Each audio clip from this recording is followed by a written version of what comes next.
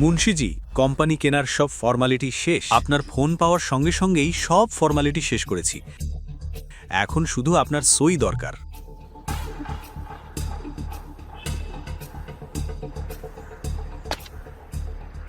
ভালো, আমার জন্য আরেকটা কাজ করতে হবে। এই কোম্পানির চেয়ারম্যান শেখর আনন্দ, আর তার একটা বকে যাওয়া ছেলে আছে কবির আনন্দ। আমি শুনেছি শেখর আনন্দের আদেশ ছাড়া এই কোম্পানিতে একটা পাতাও নড়ে না। একদম ঠিক কথা। দারুণ। তাহলে আমার মনে হয় শেখর আনন্দ যথেষ্ট কাজ করে ফেলেছেন। এখন তার বিশ্রামের সময় এসেছে। এই কোম্পানি থেকেই তাকে সরাসরি জেলে পাঠানোর ব্যবস্থা করুন। এই কোম্পানির সব ক্ষমতা এখন আপনার হাতে। আপনি যা ইচ্ছা করতে পারেন। চাইলে আপনি নিজেই চেয়ারম্যানের পদ দখল করতে পারেন। না মুন্সিজি, আমি চেয়ারম্যানের পদ চাই না। বলুন তো এই কোম্পানির ভাইস চেয়ারম্যান কে? অভিনব গুপ্তা। তাহলে অভিনব গুপ্তাকে ফোন করে জানিয়ে দিন আজ থেকেই তিনি এই কোম্পানির নতুন চেয়ারম্যান। মুন্সি কমল স্বরূপের পথ আটকানোর সাহস কারও ছিল না। গৌতমের চোখে একটা আলাদা দৃঢ়তা স্পষ্টভাবে দেখা যাচ্ছিল।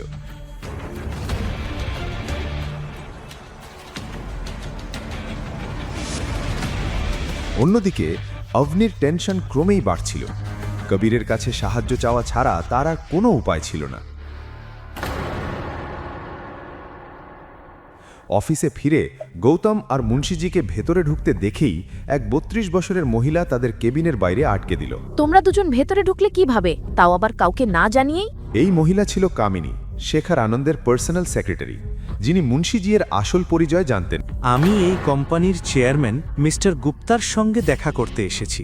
মিস্টার অভিনব গুপ্তা এই কোম্পানির ভাইস চেয়ারম্যান, আর তিনি অ্যাপয়েন্টমেন্ট ছাড়া আপনাদের মতো সেলসম্যানদের সঙ্গে দেখা করেন না। এখনই বেরিয়ে যান, না হলে সিকিউরিটি ডাকবো। সিকিউরিটি। ঠিক তখনই গৌতমের ফোন বেজে উঠল। অভনি ফোন করছিল, কিন্তু সে ফোন ধরার আগেই লো ব্যাটারির কারণে মোবাইলটা বন্ধ হয়ে গেল। তুমি কি জানো তুমি কার সঙ্গে কথা বলছো? ইনি মুন্সিজি, দেরি হয়ে যাচ্ছে। প্লিজ মিস্টার গুপ্তাকে কল করুন। হ্যালো। অভিনব গুপ্ত মুন্সিজিকে খুব ভালো করেই চিনতেন। তিনি সঙ্গে সঙ্গে সব কাজ ফেলে কেবিন থেকে দৌড়ে বেরিয়ে এলেন। দেখুন, আমি আপনাদের শেষবারের মতো সতর্ক করছি। মিস শালিনী, অতিথিদের সঙ্গে এভাবে কথা বলা হয়? Sorry sir. চুপ। তুমি কি জানো এই অসভ্যতার জন্য তোমাকে এই কোম্পানি থেকে বরখাস্ত করা যেতে পারে? অফিসে এই প্রথমবার শালিনীকে এভাবে অপমানিত হতে হলো। সে সঙ্গে সঙ্গে ফোনের সব কথা শেখর আনন্দকে জানিয়ে দিল। এদিকে গৌতম মুন্সিজির সঙ্গে অফিসের ফর্মালিটি শেষ করতে ব্যস্ত ছিল। হঠাৎ তার চোখ ঘড়ির দিকে পড়ল। সময় তখন ঠিক 4টে। এখন তার হাতে মাত্র 2 ঘন্টা। ডকুমেন্টে সই করে অফিস থেকে বেরোতে গিয়েই সে বাইরে একজন লোককে দাঁড়িয়ে থাকতে দেখল, যার চোখে আগুন জ্বলছিল। এখানে ঠিক কি চলছে? আর অভিনব, তুমি কিভাবে নিজেকে চেয়ারম্যান বলতে শুরু করলে আর শালিনীকে চাকরি থেকে বের করে দিলে? তোমার এত সাহস কোথা থেকে এলো? কথা বলো। এই ক্ষমতা আমি মিস্টার অভিনবকে দিয়েছি। আজ থেকে তিনি এই কোম্পানির চেয়ারম্যান।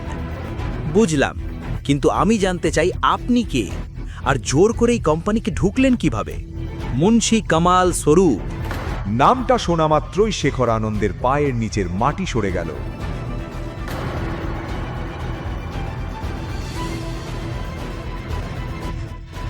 মিস্টার কামাল, আপনি আগে বলেননি। আপনি আগে জানালে। ঠিক আছে, এক কাজ করি, আমার কেবিনে চলুন, বসে কথা বলি। মিস্টার আনন্দ, কথা বলার সময় পেরিয়ে গেছে। এই কোম্পানির আড়ালে আপনি কি ধরনের বেআইনি ব্যবসা চালাচ্ছেন আমরা খুব ভালো করেই জানি। এই বলে গৌতম তার হাতে একটা চিঠি তুলে দিল, যেখানে স্পষ্ট লেখা ছিল এই কোম্পানির নতুন মালিক এখন গৌতম। মুন্সিজি, মিস্টার গুপ্তা, আপনাদের দুজনের সঙ্গে আমার কথা আছে। ভেতরে চলুন। কেবিনে ঢুকেই গৌতম ঘড়ির দিকে তাকালো। সময় যত গড়িয়ে যাচ্ছিল, অভনি আর তার পরিবারের জন্য তার উদ্বেগ ততই বাড়ছিল। মিস্টার অভিনব, আজ থেকে আপনি এই কোম্পানির চেয়ারম্যান। এই ফার্মের সব সিদ্ধান্ত আপনিই নেবেন। আমি সম্পূর্ণ সততার সঙ্গে কাজ করব স্যার। অভিযোগের কোনো সুযোগ দেব না। ভালো। আর শেখর আনন্দ আর কবির আনন্দের সব অপকর্মের পুরো রেকর্ড আমি চাই। ওরা অনেক মেয়ের জীবন নষ্ট করেছে। এবার ওদের জেলে যাওয়ার সময় এসেছে। চিন্তা করবেন না স্যার, ওদের বিরুদ্ধে আমার কাছে যথেষ্ট প্রমাণ আছে আমার লকারে রাখা। আমি জানতাম একদিন না একদিন কেউ না কেউ ওদের বিরুদ্ধে আওয়াজ তুলবেই। এই দিনের জন্যই আমি অপেক্ষা করছিলাম স্যার। আজই আমি আপনাকে সব প্রমাণ তুলে দেব। মুন্সিজি, আমি দেরি করে ফেলছি, দয়া করে আমার চেকটা দিন। এই নিন হুকুম। ধন্যবাদ। ঠিক তখনই বাইরে দাঁড়িয়ে থাকা বডিগার্ডের কাছ থেকে মুন্সিজির ফোন এলো। ফোন ধরতেই মুন্সিজির মুখে ভয়ঙ্কর বিস্ময়ের ছাপ ফুটে উঠল, আর তিনি হতভম্ব হয়ে গৌতমের দিকে তাকিয়ে রইলেন। কিভাবে গৌতম এই জটিল জালের গিট খুলবে? হুকুম! অবনী এইমাত্র কবির আনন্দের ঘরে ঢুকেছে।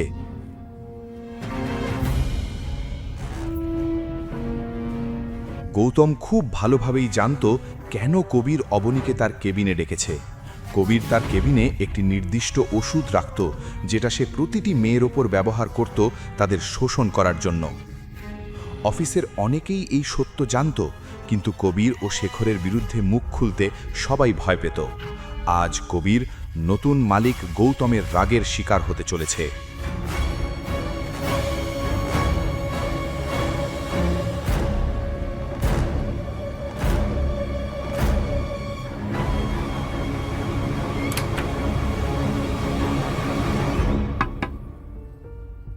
ভিতরে আসো। মুন্সিজির রিপোর্ট শোনার পর গৌতম চেকটি হাতে নিয়ে সোজা কবিরের কেবিনের দিকে রওনা দিল। আপনাকে কোথাও যেতে হবে না। হুকুম নিজেই এই ব্যাপারটি সামলাবেন, আর মনে রাখবেন হুকুমের আসল পরিচয় কারও সামনে প্রকাশ পাওয়া চলবে না। ঠিক আছে মুন্সিজি। অবনী!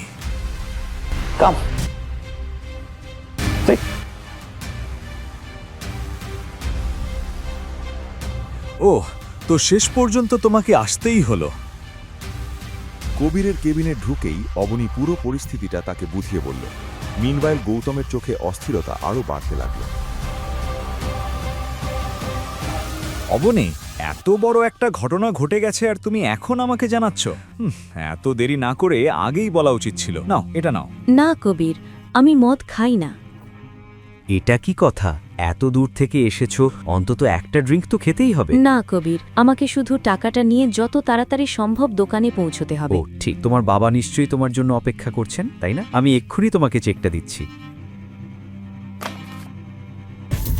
গল্পের বাকি অংশ জানতে দেখুন পরের এপিসোড শুধু পকেট এফএম এর ইউটিউব চ্যানেলে। আর রয়্যাল ওয়ারিসের সব এপিসোড শুনতে বর্ণনায় দেওয়া লিঙ্ক থেকে পকেট এফএম অ্যাপ ডাউনলোড করুন।